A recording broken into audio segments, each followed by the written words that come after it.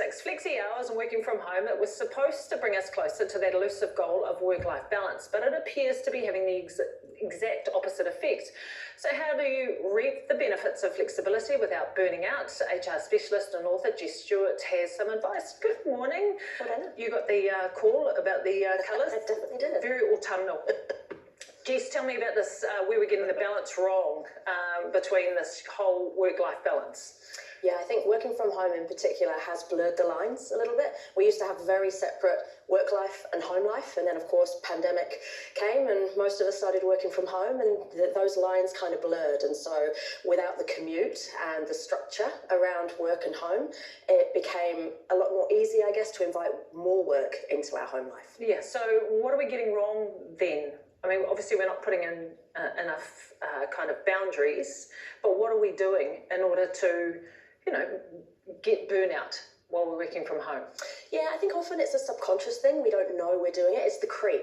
So it might be things like I'm getting up at the same time, but because I don't have to commute, I go straight to my laptop instead of the commute and then a coffee and then work. It might be that I'm not logging off at the same time at the end of the day for the same reason. It's that creep that because we've got a space at home where we work, it's easier than when we are at home in the evenings to answer emails. Yeah. And of course now we've got our smartphones. I mean, I remember when you left the work at the office because it was in a massive computer, but now your emails are in your home all times of the day and night, and sometimes I think we feel a pressure to be checking those even when we're not during working hours. I'm looking at the stats with people remote working or working from home. 67% feel pressure to be available all the time.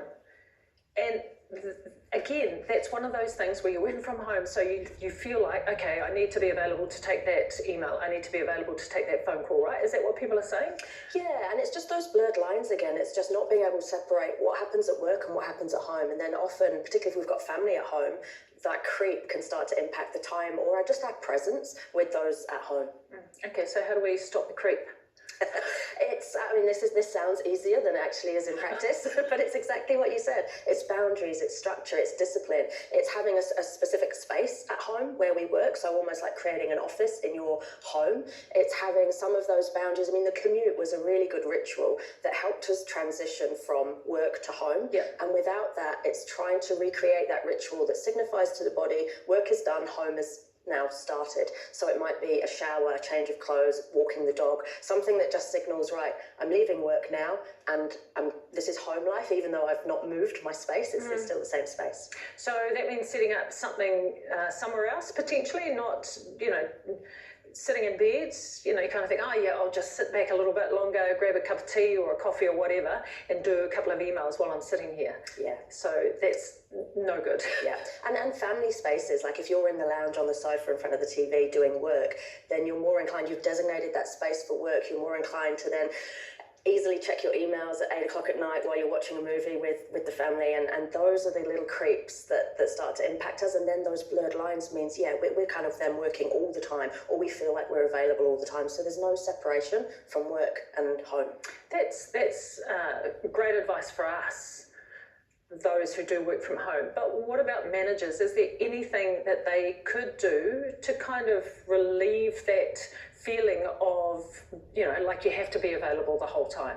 Yeah, definitely. I think we need to role model this as managers. Even if we say that, we've got a flexible working policy and people shouldn't be working extra hours, our staff will look at what we do. Yeah. And so we really need to role model in that space. And I think, working from home is a great privilege. It's something that most people enjoy because we get to be in our comfy pants, the dog and the cat are there. We get to sort of put a load of washing on while we're listening to a Zoom meeting. There are huge benefits in working flexibly. It's just making sure that people can maintain that boundary and that structure so that there's not that creep. So top tip then for anybody who's working from home?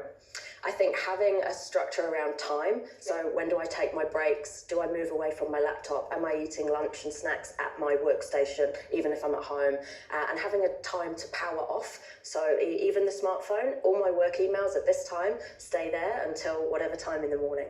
Jess Stuart, always a pleasure to have you on the program. Thank you so much. And I think it's really interesting for anybody who is working from home, that this conversation that Jess is having. Do you feel that? Do you feel